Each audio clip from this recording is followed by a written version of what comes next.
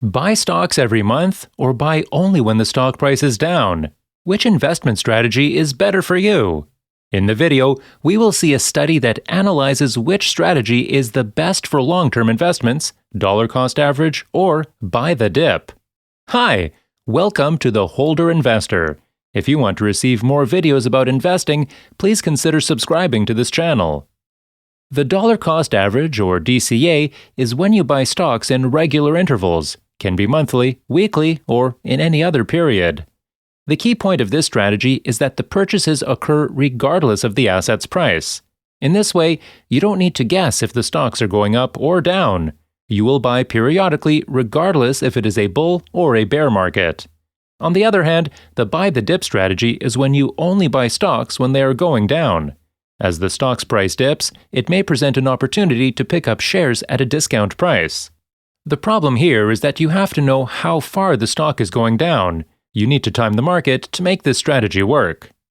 Nick Maggiulli made a study comparing the dollar cost average and the buy the dip strategies. For dollar cost average, he considers an investor who invests $100 every month. And for buy the dip, an investor who saves $100 each month and only buys when the market is in a dip. For this scenario, he considers that the investor would know exactly when the market is at the absolute bottom between any two all-time highs. Logically, it seems like buy the dip can't lose.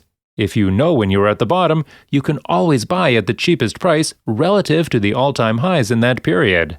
However, if you actually run this strategy, you will see that buy the dip underperforms DCA over 70% of the time.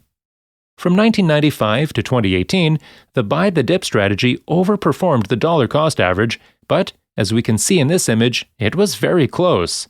In this period, the buy the dip wins because of the 2003 and 2009 dips. Buy the dip will outperform DCA when big dips happen earlier in the time period. If we look over longer time frames, historically, buy the dip doesn't outperform most of the time. This chart shows the amount of outperformance from buy the dip as compared to dollar cost average over every 40-year period over time. The dollar cost average outperformed the buy the dip more than 70% of the time.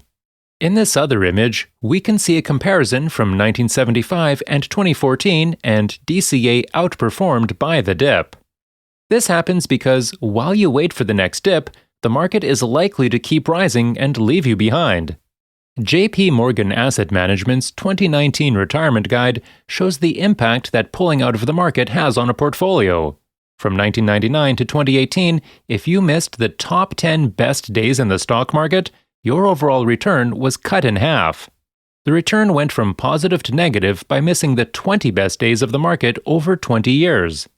When trying to time the market, you can end up missing these days, waiting for a fall that will take a long time to happen, and, by doing so, lose the potential return of some of these days.